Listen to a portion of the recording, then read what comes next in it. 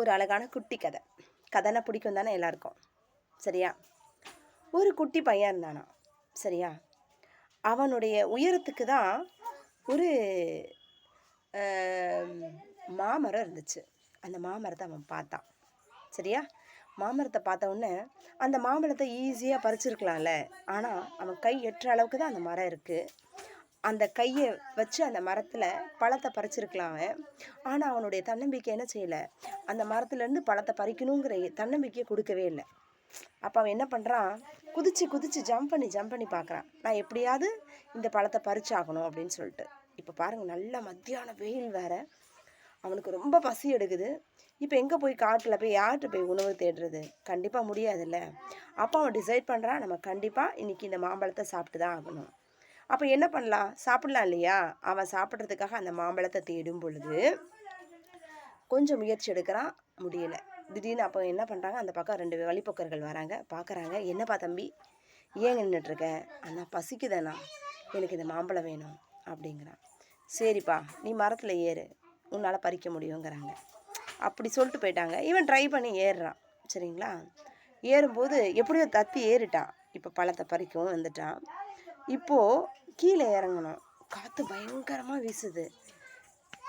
கொஞ்சம், அதாவது நம்ம கை இருக்குல்ல, இந்த 1 முழம் அளவு தான் இருக்குது அந்த மரத்துக்கும் தரைக்கும் உள்ள தூரம். ஆனால் இவன் என்ன பண்ணுது, மனசில் பயம் வந்துட்டு என்னால் இறங்க முடியாதுன்னு சொல்லிட்டு ரொம்ப தத்தளிக்கிறான்.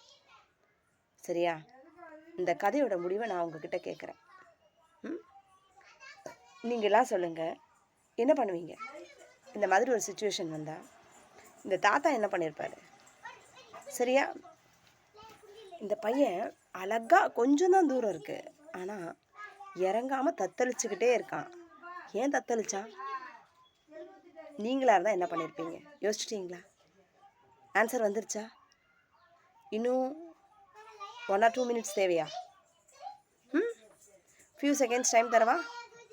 யாரெல்லாம் உங்களோட ஐடியாஸை சொல்கிறீங்களோ, நான் சொல்கிறேன். இப்போ சொல்கிறேன். சரியா? இப்போ யோசிச்சுருப்பீங்க, கரெக்டாக இருக்கும். இப்போ அந்த ஐடியாவை சொல்கிறேன். தாத்தா என்ன பண்ணார், சொல்லி பார்த்தாரு, டே பேராண்டி கொஞ்சம் தூரம் தான்டா, குதிடான்னு சொல்லிட்டே இருந்தார்ல. இவன் கேட்கவே இல்லை. கடைசி தாத்தா என்ன பண்ணார் தெரியுமா? ஒரு கல் எடுத்தார்.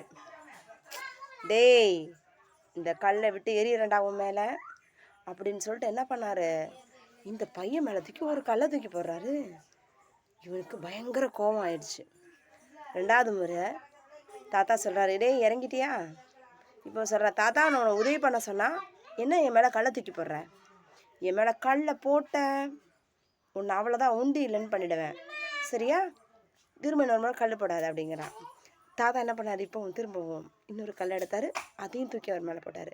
என்னடா இது, திரும்பவும் கல்லை போட்டானே சரின்ட்டு இவனுக்கு அப்படியே கோவம் வருது.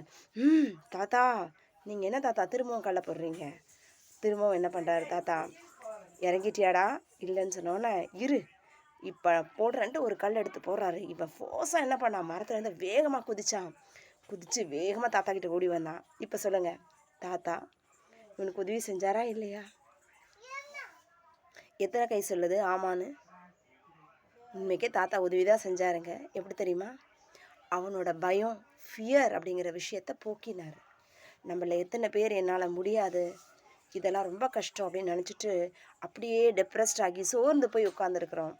உண்மை தானே? தப்பு தானே அது? பார்த்திங்களா? நம்மளால் முடியும்னு நம்பணும். சரியா? இப்போ பாருங்கள், ஒரு கூட்டில் ஒரு பேர்ட், நமக்கு எல்லாமே தெரிஞ்ச பேர்ட் ஸ்பைடர், செலந்தி வலைன்னு சொல்லுவாங்க, ஸ்பைடர் வெப். எவ்வளோ அழகாக கூடு கட்டுது தன்னோட செலந்தியும். சரியா? அதுலேருந்து பட்டு கிடைக்குதுல்ல. இயற்கையில் அதை பிரிக்க முடியாது அதிசயங்களில் ஒன்று தான் இந்த ஸ்பைடர் வெப் அப்படிங்கிறது. ஆனால் இதுதான் வாழ்க்கையில் ஒரு பெரிய போராட்டத்தை நமக்கு வெற்றி கொடுக்கக்கூடிய ஒரு விஷயமா அந்த ஸ்பைடர் வெப் பார்க்குறவங்களுக்குலாம் தோணணும். அதே மாதிரி உங்களுக்கு இந்த மாம்பழ கதை சொன்னல, இந்த மாம்பழ கதையும் உங்களுக்கு தோணணும். ஸ்பைடர் வெப் பாருங்கள். அதாவது என்னென்னா, ஒரு 40 crore years முன்னாடி சிலந்தி என்ன பண்ணிச்சா, விஷ சிலந்தியா, விப் ஸ்கார்பியன்னு சொல்லுவாங்க. சரியா? சயின்டிஸ்ட் வந்து ஐடென்டிஃபை பண்ணாங்க, இது வந்து எப்படி அதிகமாச்சு. ஓகே, ஸோ இப்போது இந்த அதாவது பட்டு உருவாகுதுல்ல, அதுக்கு பேர் என்னன்னா ஸ்பின்னரட்ஸ்ன்னு சொல்லுவாங்க. சரியா? அதுக்கு மெயினாக பாடியில் நம்மளே பாருங்கள், அப்பா அம்மா மாதிரி இருக்கிறோமா? அப்பா மாதிரி ஒரு கேரக்டர், அம்மா மாதிரி ஒரு கேரக்டர். அது காரணம் யார்? ஜீன் தானே. இதே மாதிரி இதுக்கும் ஒரு ஜீன் இருக்கா, டெவலப்மெண்டல் ரெகுலேட்டரி ஜீன் அப்படின்னு சொல்லிட்டு. இந்த தகவல் பிடிச்சிருக்கா? ஒரு கதை, ஒரு தகவல் ரெண்டுக்கும் யாருக்காக சொல்லியிருக்கேன்? என் குட்டி பசங்களான உங்களுக்காக சொல்லியிருக்கேன். சரியா? ஓகே. ஸ்பின்னரட்ஸ் அப்படிங்கிறது என்னென்னா டெவலப்மெண்டல் ரெகுலேட்டரி ஜீன். இதனால தான் ஸ்பைடர் வெப் என்ன பண்ணுது? ஸ்பைடர் வந்து it is going to prepare make fibre. Okay, golden fibre. Understand? ஓகேவா?